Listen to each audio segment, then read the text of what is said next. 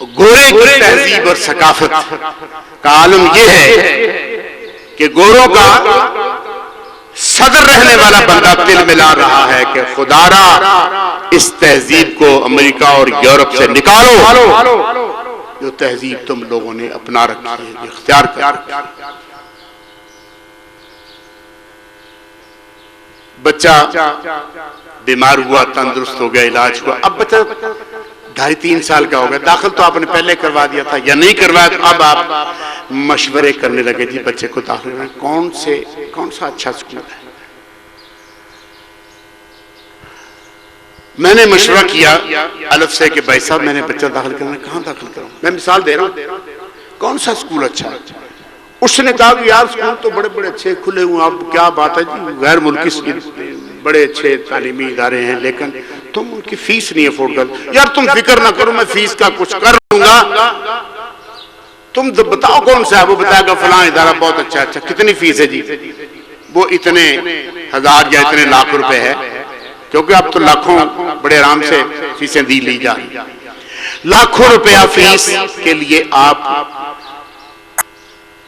जो कुछ करते हैं, जो कुछ भी आप कर सकते हैं, फिर वो करते हैं।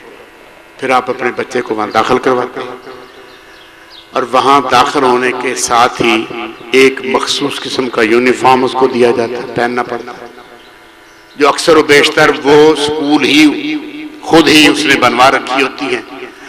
और वो 150 रुपए की यूनिफॉर्म जो है वो 1000 रुपए में भी आपको खरीदनी पड़े तो खरीदेंगे। बच्ची भी आपने दाखिल कराई तो उसके साथ भी वो एक गले में एक वी टाइप की पट्टी गले में डाल दी जाएगी। नफ्सियात में ये बात उसके गोया बैठ जाएगी ज़हन में पहले दिन से कि सर पे दुपट्टा नहीं होना चाहिए। ये जो पट्टी दुपट्टा नाम की कोई चीज है ना, ये बस गले में लटकाने के लिए होती है, सर नंगा रहना चाहिए। यूनिफॉर्म किस किस्म का है वो भी आप देख लीजिए। जिस स्कूल में शलवार कमीज होगी वो आपकी नजर में स्कूल बड़ा पुअर फजूल किस्म का, वहां क्या होना है जी, क्या पढ़ाई होनी है। उर्दू मीडियम स्कूलों का तो आप कोई स्कोप हमें भाता ही नहीं, हम कहते नहीं दफा करो भाई कोई स्कूल वहां तो पढ़ाई करो। इंग्लिश मीडियम स्कूल जरूरी है और इंग्लिश मीडियम में भी फिर आगे जिसमें ऑक्सफोर्ड का सिलेबस होगा उसका और मयार होगा। फिर जिस स्कूल में एसी होगा, एसी लगा होगा क्लासरूम में, सहूलतें होंगी, फलां होगा, ये होगा। तेरे नबी ने ये कहा था कि अपने बच्चे को बचपन से जिफाकश बना, आराम तलब ना बना उसे। आराम तलब बनेगा वो सारी जिंदगी अयाश बन जाएगा। जिफाकश बना वो जिफाकश होगा, मेहनती होगा, वो रिज़्क़े हराम से बचने के लिए जिफाकशी बर्दाश्त कर, वो मुश्किलात का सामना कर सकेगा। और अगर तूने उसको आराम तलब और लग्जरी लाइफ का आदी बना दिया, पुरतायुश जिंदगी का तूने उसको आदी कर दिया, तो फिर उससे काहे का शिकवा, काहे की शिकायत और काहे का उससे किसी खैर का उम्मीद रखना, ये तेरे सारे फजूल ख्वाब हैं। तो मेरे दोस्तों, वो शख्स, वो बच्चा जो हमने स्कूल में दाखिल कराया था, अब वो अल्लाह अल्लाह और बाय बिस्मिल्लाह की बजाय a for apple, b for balloon, अब मेरे ख्याल ये भी छोटी बातें होंगी, इससे बातें आगे निकल गई। और फिर बाकायदा तस्वीरी अमल के जरिए एजुकेशन जो है वो दी जा रही है। और वो तस्वीरी अमल भी ऑक्सफोर्ड लिटरेचर में खास तौर पर, अगर आप लोगों में से किसी को इत्तेफाक हुआ बल्कि यकीन हुआ होगा, तो वो देख के अंदाजा कर सकते हैं कि उन तस्वीरों के पीछे कार फरमा होती है। आपका बच्चा स्कूल में पढ़ रहा है, क्या पढ़ रहा है? जोर सारा इस बात पर है कि बच्चे को इंग्लिश आनी चाहिए और आला इंग्लिश आनी चाहिए। उसके लिए फिर आप एकेडमी भी करवाएंगे, ट्यूशन भी रखाएंगे, ट्यूशन पढ़ाने वाला ट्यूशन पढ़ाएगा, एकेडमी वाला एकेडमी में उसको तैयार कराएगा। टीचर स्कूल में क्लास में पढ़ाएगा, टारगेट ये है कि बच्चे को ए लेवल कराना है या ओ लेवल कराना है, उधर फिर वहां से कि तुम हमारे मैट्रिक की तो वैल्यू कोई नहीं, बाहर जाए तो कोई पूछता ही नहीं। ये ठीक है कि आपके मैट्रिक को बाहर कोई नहीं पूछता, आपके तो एमए को भी कोई नहीं बाहर पूछता। क्या आपने ए लेवल और ओ लेवल करने के बाद वो मतलूबा तरक्की हासिल कर ली? मैं यकीन के साथ कहता हूं कि 5% लोग होंगे जो इसका जवाब हाँ में देंगे, 95% लोग ऐसे होंगे जिनके पास जवाब इसका नाम है, वो नहीं कर सके। लेकिन आपके बच्चे का मिजाज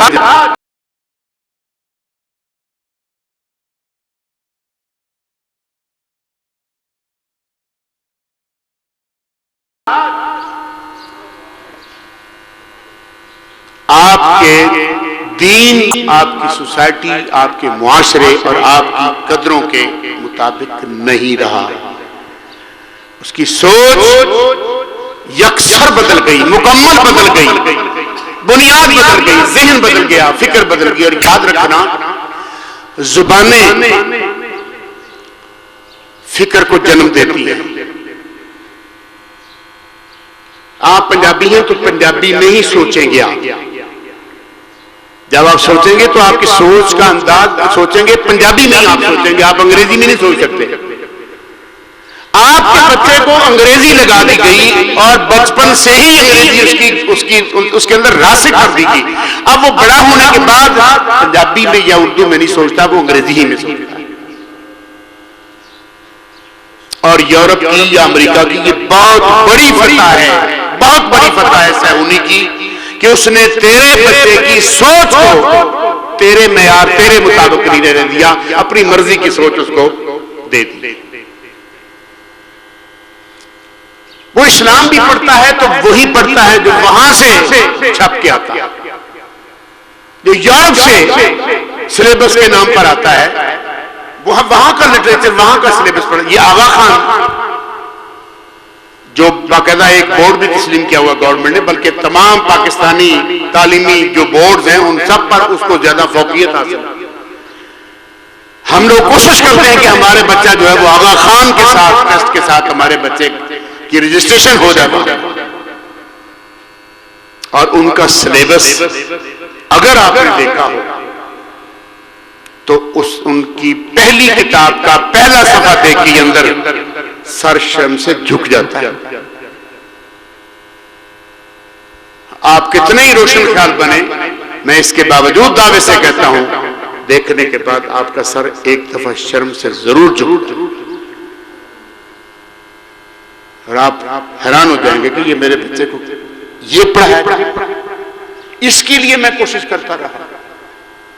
तो मेरे दोस्तों, मेरे निहायत ही काबिल एहतराम बुजुर्गों और भाइयों, अल्लाह सुब्हानहू व तआला ने कुरान मजीद में बार बार जा बजा हमें ये बताया कि ये औलाद और ये माल, ये दो चीजें जो है ना तुम्हारे लिए इस दुनिया की जिंदगी में जीनत है, जीनत, और ये तुम्हारे लिए बहुत बड़ी आजमाइश है, आजमाइश है। और याद रखना, इस आजमाइश में पास होना ही पास होना है। जो इस आजमाइश में फेल हो गया, वो चाहे हाजी हो जाए, नमाजी हो जाए, जो मर्जी बन जाए, अगर वो माल और औलाद की आजमाइश के इम्तिहान के अंदर वो पास हुआ, फेल हो गया, तो उसकी नमाजें धरी की धरी रह जाएंगी और उसको तो जन्नम का ईंधन बनना। ये कुरान पाक के अंदर मौजूद है। औलाद और माल, अभी इधर से आवाज आई थी कि फितना है,